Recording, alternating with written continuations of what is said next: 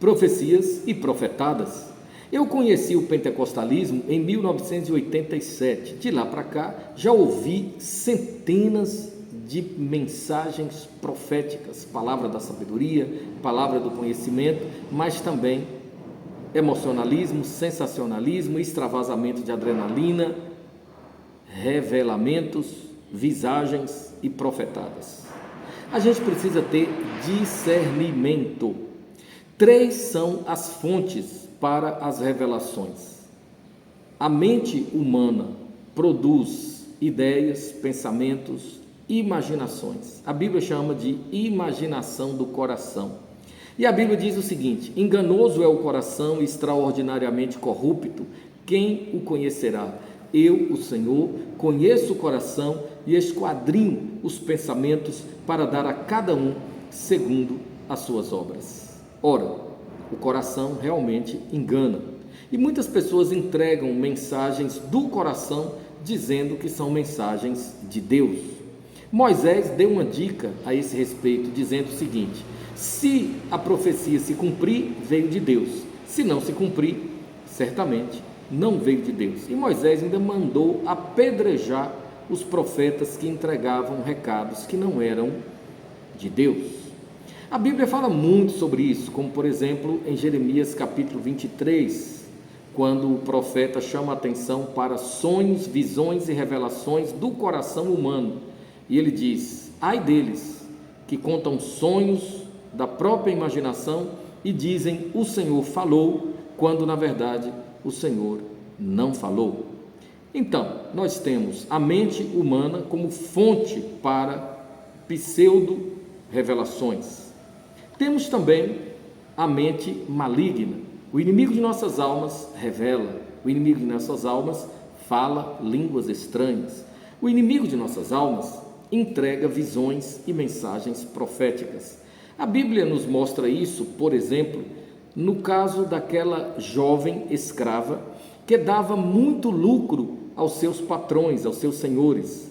Mas o apóstolo Paulo, já muito aborrecido, indignado com a atitude daquela jovem, que estava sempre por perto gritando: estes são servos do Deus Altíssimo. E o espírito de adivinhação, ou a legião de adivinhação que agia na vida daquela jovem, não mentia, estava dizendo a verdade, chamando Paulo e Silas de homens de Deus, servos do Deus Altíssimo. Mas Paulo, sabendo que aquilo tinha origem maligna, que na verdade era um espírito de adivinhação falando através daquela moça escrava, repreendeu aquele espírito das trevas. Ele teve de sair diante da autoridade do nome de Jesus, e os proprietários daquela escrava criaram um motim, causaram uma confusão tremenda. Os apóstolos foram praticamente linchados, depois foram presos, acorrentados, e ali no calabouço, no subsolo daquela prisão insalubre, eles louvavam a Deus à meia-noite, apesar dos ferimentos, apesar das dores no corpo inteiro. A Bíblia também nos mostra que Deus entrega revelações. A Bíblia tem N exemplos disso. Nós temos os profetas veterotestamentários, e é bem fácil discernir a diferença entre o profeta veterotestamentário e o último deles foi João Batista. João Batista fez a transição, entre a lei e a graça. Ele foi o último profeta com aquelas características veterotestamentárias e o primeiro para a nova aliança, o Novo Testamento, anunciando a chegada do Salvador, o Messias prometido. No entanto, nós temos em Atos dos Apóstolos, por exemplo, Ágabo, chamado de profeta. Ágabo, que pegou o cinto de Paulo, amarrou a cintura e disse: assim como eu estou prendendo este cinto à cintura, estou amarrando o cinto, o proprietário dele será preso, será amarrado em Jerusalém. E o Espírito Santo diz: não suba a Jerusalém, lá você será preso. Mesmo assim, Paulo foi, apesar da palavra da sabedoria, palavra do conhecimento, revelação do Espírito Santo. Ainda em Atos dos Apóstolos, nós encontramos as 4 filhas de Filipe, que profetizavam. A Bíblia diz assim: e Filipe tinha 4 filhas donzelas que profetizavam. Então, observem a diferença. Ágabo é chamado de profeta, e as 4 filhas de Filipe profetizavam. É diferente. E o apóstolo Paulo, tratando desse assunto, por exemplo, na carta aos Efésios, no capítulo 4, ele diz que o Senhor Jesus separou uns para apóstolos, outros para profetas, ainda outros para evangelistas e pastores e doutores. Profetas. Nós temos no Novo Testamento o dom da profecia, o dom da revelação, palavra da sabedoria, palavra do conhecimento, visões. Por exemplo, Pedro teve um êxtase, ele teve aquela visão de um lençol que descia com aqueles répteis, quadrúpedes, aqueles animais considerados imundos à luz da lei cerimonial. E a voz de Deus dizia: mata e come. E Pedro, com nojo, e era meio-dia, hora do almoço, Pedro estava no terraço do sobrado, na rua direita, perto da praia, na casa de Simão, curtidor de couro. Para os judeus, uma coisa absolutamente imunda, mas Pedro estava lá por determinação do Espírito Santo, e o Espírito Santo deu a ele essa direção: não considere imundo aquilo que o Senhor purificou. Então Pedro teve visões e ouviu claramente a voz do Espírito Santo. Nós encontramos isso várias vezes no Novo Testamento, principalmente em Atos dos Apóstolos. A igreja era diretamente orientada, guiada, instruída pelo Espírito Santo. O Espírito Santo falava, as pessoas que tinham comunhão com o Senhor ouviam a voz do Espírito Santo audivelmente. O Espírito Santo quantas vezes falou a Pedro, a Paulo, aos demais apóstolos?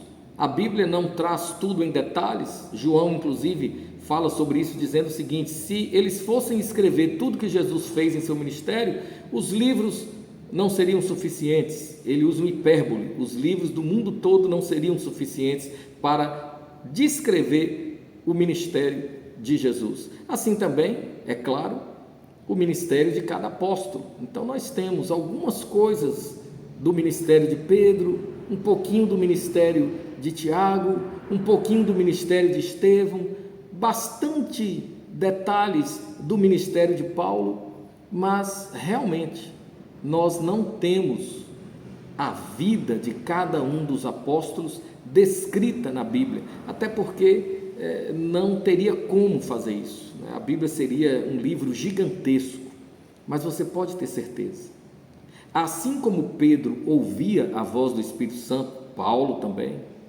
Tiago igualmente, todos eles ouviam, todos eles eram conduzidos pelo Espírito Santo. O Espírito de Deus falava com eles através de visões, sonhos, revelações, palavra da sabedoria, palavra do conhecimento, tudo pautado na palavra de Deus.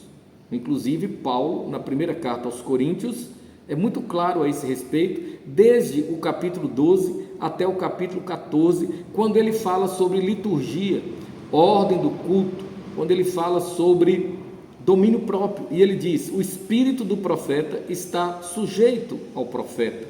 E diz também o seguinte, em outras palavras: o Espírito de Deus não toma a consciência, não apaga a consciência daquele que está profetizando, por exemplo. Em outras palavras, Paulo mostra isso. O Espírito Santo mantém a consciência da pessoa ativa, ou seja, a pessoa está falando em línguas, mas a sua mente continua funcionando normalmente. A pessoa está interpretando as línguas, a sua mente está ali, funcionando normalmente. A pessoa está entregando uma mensagem profética, a sua mente continua trabalhando normalmente. Isso é muito bom. O Espírito Santo não possui o crente de modo a tirar-lhe a consciência. Ele não faz isso. Isso é muito bom, mas ao mesmo tempo isso inspira cuidado. Por quê? A pessoa está entregando uma revelação do Espírito Santo, mas a sua mente está ativa. Ela pode misturar a revelação de Deus com um pensamento, uma imaginação. Outra coisa muito comum que acontece é que a pessoa recebe a palavra da sabedoria e do conhecimento e dá uma interpretação própria. Às vezes, o Espírito Santo revela uma coisa bem específica, muito objetiva, e a pessoa começa a florear, começa a dar uma interpretação própria para algo que o Espírito Santo mostrou. E muitas vezes o Espírito de Deus não quer que a pessoa interprete, quer apenas que a pessoa transmita aquilo que ele mostrou através de uma visão, de uma revelação. Por isso, a gente precisa ter muito cuidado. O apóstolo Paulo ainda diz o seguinte: quando estiverem no culto e houver profetas, e profetas profetizando, que falem 2 ou 3 no máximo. Mas quando um começar a falar, que o outro se cale, para que a igreja entenda e seja edificada. E julguem as profecias. A Bíblia é muito clara. Eu sei que os irmãos cessacionistas não acreditam em nada disso. Inclusive, eles batem até com ódio nesses assuntos e ficam, às vezes, furiosos, demonizados ao tratarem dessas questões. Lutam contra a obra do Espírito Santo. Muitos deles fazem isso simplesmente por tradição religiosa, simplesmente porque colocaram a doutrina em determinadas caixas e não conseguem desencaixá-las, não conseguem compreender mais amplamente e não têm experiência com Deus. Muitos deles são pessoas que vivem apenas da teoria. Muito embora a teoria ilumine a prática, é claro que a gente precisa da teoria, do conhecimento teórico da palavra, mas a gente também precisa da vivência espiritual, ou seja, comunhão com Deus, tempo a sós com Deus, meditação, oração, louvor, adoração. E muita gente não busca a Deus de verdade, apenas vive religiosamente, como os fariseus e os saduceus, que foram tão intensamente criticados, censurados pelo Senhor Jesus, e assim essas pessoas se tornam azedas, amargas espiritualmente, insossas, pessoas que não têm nenhuma intimidade com o Espírito Santo. Nós precisamos de equilíbrio. É claro que também o oposto é bastante verdadeiro, porque tem gente que não lê a Bíblia, não ama a palavra, não dá atenção à palavra, não estuda, não valoriza o conhecimento teológico e acha que pode viver apenas de experiências. E aí está o perigo, porque, como eu já disse, 3 são as fontes: a própria mente humana, Satanás e Deus. As experiências podem se originar em Deus, mas também podem se originar no maligno e ainda podem ter origem na mente humana.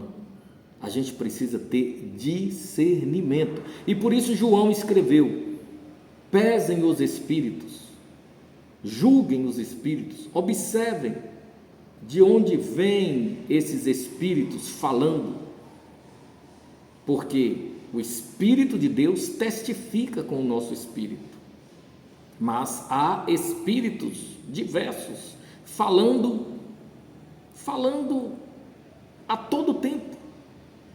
E tem gente que ouve a voz desses espíritos, ou escuta essas vozes e se deixa conduzir por elas. A gente precisa realmente ter cuidado. Quando você receber uma palavra de sabedoria ou uma palavra de conhecimento, uma revelação, você precisa perguntar ao Espírito de Deus: o Senhor falou comigo mesmo? Foi o Senhor quem entregou essa revelação? Isso aí procede do Senhor? E Ele vai testificar em seu coração, Ele vai confirmar. Muitas vezes Ele até confirma antes de você receber a mensagem profética, a palavra da sabedoria ou palavra do conhecimento, sonho, visão. Ele testifica, ele não nos deixa confundidos. Mas, se você recebe uma palavra que causa desconforto emocional, desconforto espiritual, confusão, perturbação, contenda, bom, você já logo percebe que Deus não é Deus de confusão, Deus é Deus de paz. A gente precisa ter discernimento, a gente precisa de inteligência espiritual e também inteligência emocional. Tem gente que é muito simples, acredita em qualquer coisa. Tem gente que é muito tola, acredita em tudo. Você nunca deve acreditar a priori. Você deve, como ensina o apóstolo Paulo, julgar a profecia. Você deve, como ensina o apóstolo João, verificar a origem daquele espírito. É o Espírito Santo ou um espírito de adivinhação? Os espíritos enganadores, usurpadores, estão em toda parte, fazendo o trabalho deles. Eles existem para isso. Eles estão no planeta Terra com a finalidade de roubar, matar e destruir. Eles estão aqui na Terra com a finalidade de fazer com que as pessoas entrem em confusão, tenham os seus corações obscurecidos, tenham o entendimento obscurecido e se afastem da vontade de Deus, se afastem da palavra de Deus. Os espíritos enganadores utilizam uma série de expedientes múltiplos para enganar, seduzir. Portanto, é necessário ter cuidado, muito cuidado. Olha, você quer um conselho? Tem gente que diz, se conselho prestasse, seria vendido. Mas a Bíblia tem N conselhos para nos dar. E eu vou te dar um conselho agora, à luz da palavra de Deus. Ao invés de viver na dependência das pessoas que entregam revelações, ao invés de usar essas pessoas como muletas ou amuletos espirituais, ao invés de ser escravo de profeta, tenha a sua própria experiência com Deus. Viva com Deus. Cultive o tempo a sós com Deus. Alimente o hábito de ler a Bíblia todos os dias, em oração. Cultive o hábito de conversar com Deus no pensamento, oração silenciosa, constante. Mantenha o hábito de buscar a Deus com sinceridade, porque está escrito: buscar-me-eis e me achareis, quando me buscardes de todo o vosso coração. Não seja escravo de profeta. Eu disse que eu conheci o pentecostalismo em 1987, no dia 1º de janeiro, para ser mais preciso. Eu estava nas proximidades do aeroporto velho de Vitória da Conquista, na casa da saudosa irmã Luzia Gorda. Eu era membro de uma igreja tradicional cessacionista. O meu querido e saudoso pastor dizia que estas coisas são obra de Satanás e que nada disso existe na realidade. Que na verdade essas coisas existiram apenas por ocasião da fundação da igreja e até aquele período inicial, igreja primitiva, mas que tudo isso foi retirado, tudo isso cessou. E eu acreditava no que ele dizia. Mas naquele 1º de janeiro de 87, eu estava por acaso na casa da irmã Luzia Gorda, quando ela me entregou uma mensagem profética, e dentre as coisas ditas na interpretação de línguas, ela falou pelo Espírito Santo da seguinte maneira: uma pessoa vai te procurar aflita, angustiada, desesperada, a ponto de negar a fé, mas eu usarei a tua boca e confortarei aquela pessoa. e a sustentarei através dos conselhos que darei a ela através de você. Foi numa sexta-feira. No domingo, a minha mãe, que estava em São Paulo, acompanhando a minha irmã Eliane, que estava muito doente, internada, a minha mãe telefonou aflita, angustiada. Conversamos 30 minutos mais ou menos. 40 dias depois, a minha mãe chega de São Paulo e me diz: você se lembra daquele telefonema naquele domingo? Olha, você nem imagina como eu estava aflita, angustiada, a ponto de negar a fé. Mas Deus usou a tua boca, me confortou, me sustentou. Eu me lembrei imediatamente da mensagem profética. Eu recebi a mensagem na sexta-feira, cumpriu-se cabalmente no domingo, no terceiro dia.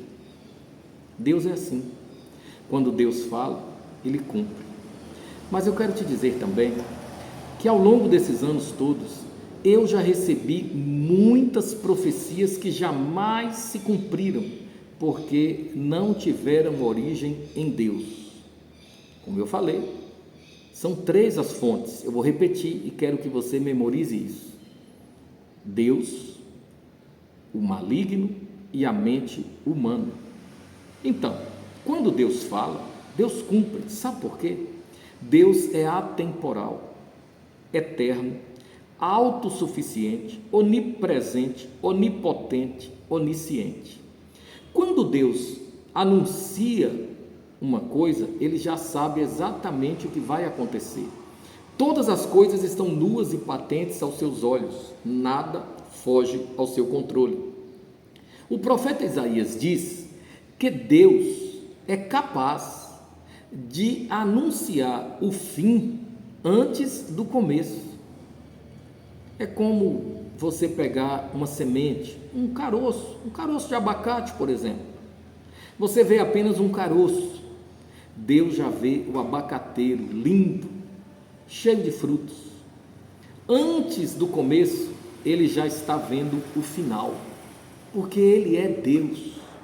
Então, quando a mensagem profética vem de Deus, ela se cumpre, porque Deus já conhece todas as coisas. Ele sabe exatamente o que vai acontecer daqui a 1 milhão de anos. O seu trono subsiste de eternidade a eternidade e nada escapa ao seu comando. Eu já recebi muitas profecias que jamais se cumpriram, porque não vieram de Deus. Na época em que eu fui presidente de mocidade, e eu fui presidente de jovens por 5 anos consecutivos. Algumas moças se apaixonaram por mim. Também o número de moças na mocidade era bem maior que o número de moços, rapazes.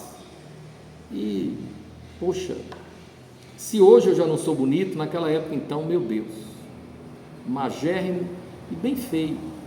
Mas faltava rapaz na mocidade. Então, resultado, 5 delas estavam apaixonadas por mim, e as 5 recebiam mensagens proféticas de que se casariam comigo.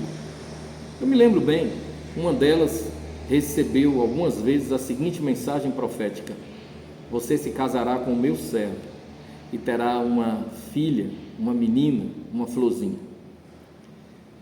Outra, na mesma época, recebeu a seguinte mensagem profética: o meu servo é o teu escolhido, vocês se casarão, serão felizes e terão um filho varão.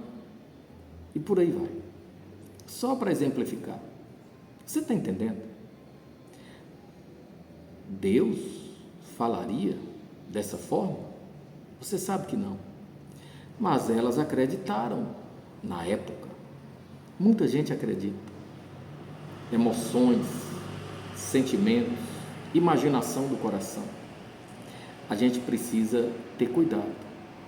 De Deus não se zomba. Deus é um fogo consumidor. Muito cuidado ao usar o nome de Deus para entregar uma mensagem profética, uma revelação. Nunca diga aquilo que Deus não falou. É pecado. É falta de respeito, de reverência, falta de temor do Senhor no coração. A gente precisa realmente vigiar. Que Deus nos abençoe e aplique a sua santa palavra aos nossos corações.